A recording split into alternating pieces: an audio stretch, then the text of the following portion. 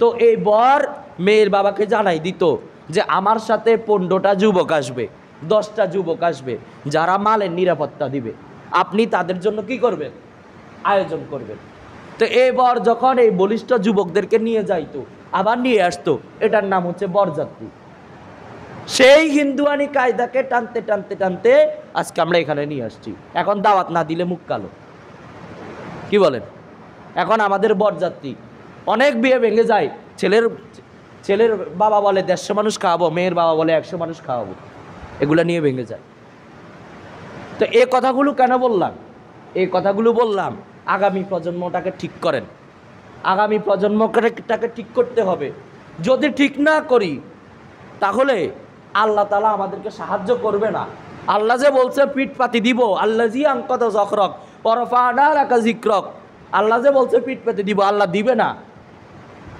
কাবাঘর যখন ভেঙে ফেলে তখন মুসলমান কয়জন? অল্প কয়েকজন।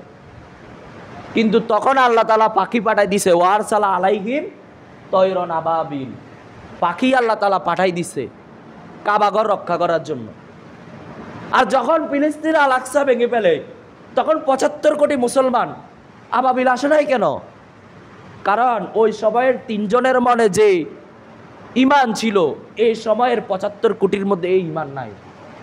ভারতে বাবরি মসজিদ যখন ভেঙে ফেলে তখন আমাদের দেশে 125, আমাদের দেশটা সারা বিশ্বের মধ্যে 125 কোটি মুসলমান। ওই পাখি তো আসলো না, আবাবিল তো আসে না। আল্লাযী আনকাযা যখরক, আল্লাহ তো পিঠ পেতে দেয় না। কেন দেয় না? কারণ যহারল ফাসাদু ফিল বাররি ওয়াল বাহরি বিমা কাসাবাত আইদিন নাস, জলে স্থলে যা কিছু করি সব কি তোমাদের হাতের কামাই। মুহতারাম হাজিরিন, আগামী প্রজন্মটাকে সঠিক করতে হবে। ভয়াবহ ষড়যন্ত্র চলতেছে। ইসকন গেরুয়া